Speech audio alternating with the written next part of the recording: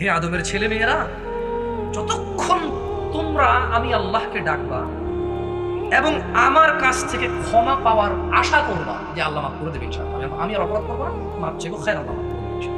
আল্লাহ তাআলা বলছেন যে যতক্ষণ তোমরা এরকম আশা রাখবা আর মাফ চাইবা, ততক্ষণ পর্যন্ত আমি তোমাদেরকে মাফ করে দেব। আলা মা কানা ফিকা ওয়ালা উবালি, তোমার গুনাহ যত অধিক হোক না কেন, ওয়ালা উবালি, তুমি যদি আমি আল্লাহর কাছে ক্ষমা চাও তোমার গুনাহ যত হোক, ওয়ালা উবালি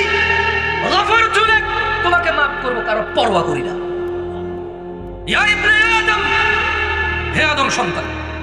লাউ বালাগাত যুনুবুকা আলা সামা, ও হে আদমের সন্তানরা,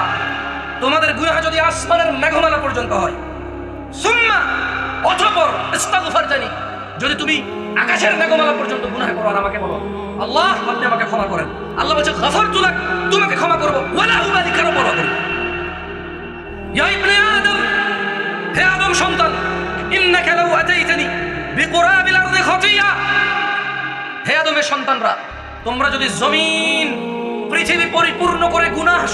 পৃথিবী সম পরিমাণ গুনাহ নিয়ে যদি আমার নিকট আসো, সুম্মা লাকিতানি, তোমার এই পৃথিবী সম পরিমাণ গুনার মধ্যে যদি লা তুশরিক বি শাইআ, আমার সাথে যদি কোনো শিরকের গুনাহ না থাকে,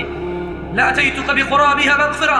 তাহলে জমিন সমান পৃথিবী সম পরিমাণ ক্ষমা নিয়ে এসে তোমার ক্ষমা